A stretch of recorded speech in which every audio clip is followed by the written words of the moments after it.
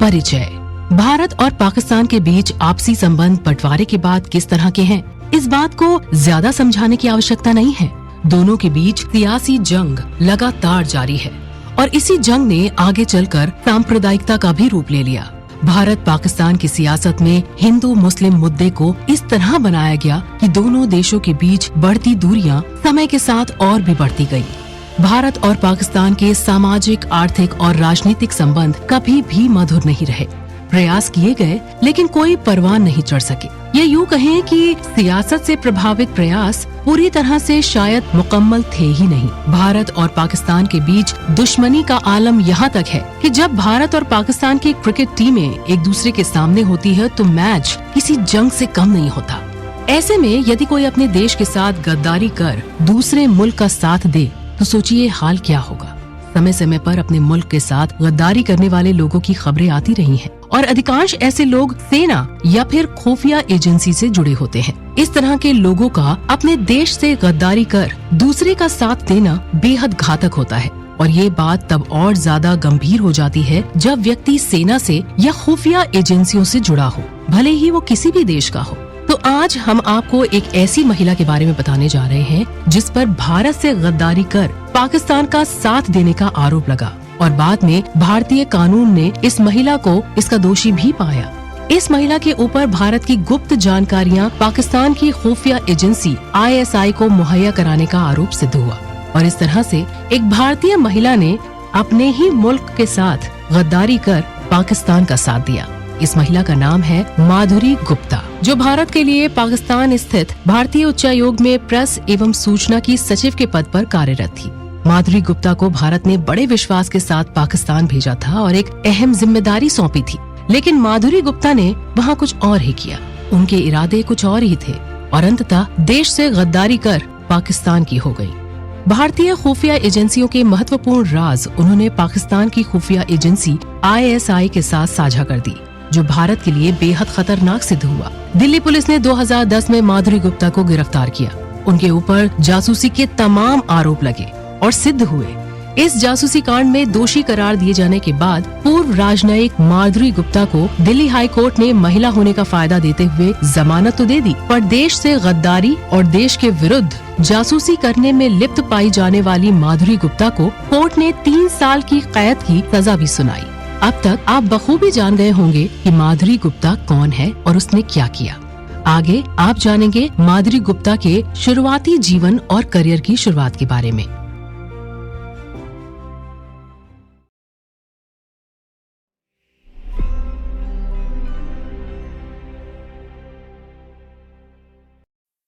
नया दिन है, नई सोच है और एक नई कहानी। कहानी है इंसानियत की, कहानी है नीयत की। तो शुरू करते हैं एक न्यू इमोशनल और बेस्ड ऑन ट्रू इंसिडेंट्स वाली कहानी की। लेकिन पहले आई वांट टू से फ्यू लाइंस मेरी ओर से।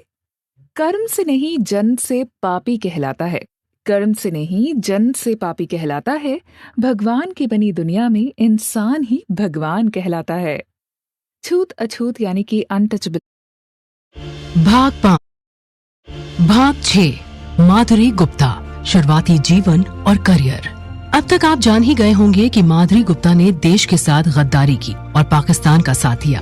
आगे हम जानेंगे माधुरी गुप्ता के शुरुआती जिंदगी से जुड़े कुछ राज और आखिर किस तरह वो पाकिस्तान के शिकंजे में फंसी। तो आइए जानते हैं माधुरी गुप्ता के बारे में कुछ और भी। 7 जनवरी 2019 को भारत से दगाबाजी करने वाली माधुरी गुप्ता को भारत की खुफिया एजेंसियों की महत्वपूर्ण जानकारी दुश्मन देश से साझा करने का दोषी पाया गया। 2 साल की सजा हुई। देश से गद्दारी करने से पहले भी भारत में ही कई उच्च पदों पर रहते हुए वो खुद का एक बड़ा मकाम बना चुकी थी। 1957 में जन्मी माधुरी गुप्ता एक भारतीय राजनयिक रही, वो भी पाकिस्तान जैसे मुल्क में।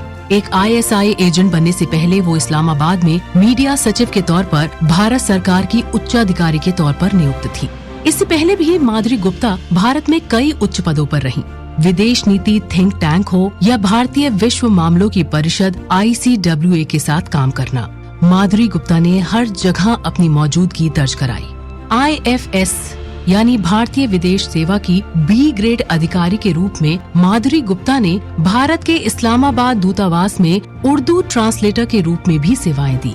माधुरी गुप्ता देश की सबसे प्रतिष्ठित शिक्षण संस्थाओं में से एक JNU की छात्रा रह चुकी हैं। साल 2000 से लेकर 2005 तक स्टडी लीव लेने के बाद माधुरी गुप्ता ने मध्यकालीन भारत के इतिहास की पढ़ाई JNU में रहकर की और शायद इसी दौरान उसके दिलो दिमाग पर इस्लाम का गहरा प्रभाव हुआ। जाने में वो इस्लाम से प्रभावित होने लगी।